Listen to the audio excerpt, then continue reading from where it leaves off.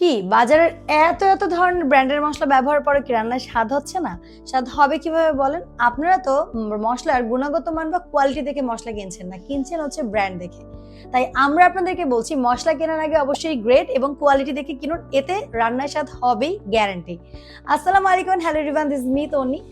দেশিয়ানা কিন্তু মসলার গুণগত মানের ব্যাপারে একদমই আপোষহীন।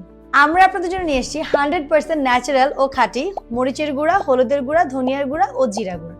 প্রথমেই কথা বলবো এই সুন্দর মরিচের গুঁড়াটি নিয়ে, যেটি কিনা পাহাড়ি অঞ্চলের সেরা মানের মরিচগুলোকে সংগ্রহ করে বোটা ছাড়িয়ে মেশিনের মাধ্যমে গুঁড়ো করে আপনাদের জন্য বাজারজাতকরণ করা হয়। কোনো ধরনের ভেজাল না থাকায় আমাদের এই মরিচের গুঁড়া ব্যবহারে আপনাদের রান্না হবে ঝাল ও অনেক বেশি উজ্জ্বল।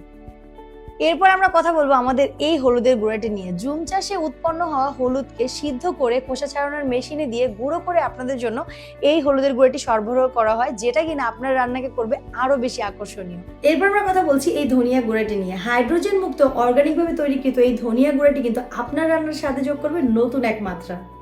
আমাদের এই শীত মুক্ত ইরানি জিরা আপনার রান্নাকে করবে আরো বেশি সুস্বাদু ও মুখরোচক। তো বাজারের সব নামি দামি মশলা বাদ দিয়ে আমাদের এই মশলা দিয়ে একবার রান্না করে দেখুন। আর এই মশলাগুলো যেহেতু 100% অর্গানিক, কোনো ধরনের ভেজাল নেই, তাই আপনার পরিবারের সুস্বাস্থ্যকে করতে পারবেন একদম নিশ্চিত।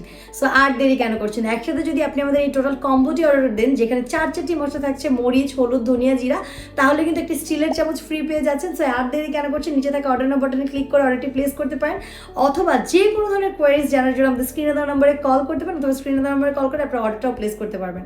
সো আজকের জন্য ভিডিও শেষ করে দিচ্ছি, দেরি না করে এখনই অর্ডার করে ফেলুন। ভালো থাকবেন, সুস্থ থাকবেন, পেজে একটা লাইক দিয়ে রাখবেন। Stay happy, stay beautiful. আসসালামু আলাইকুম, আল্লাহ হাফেজ।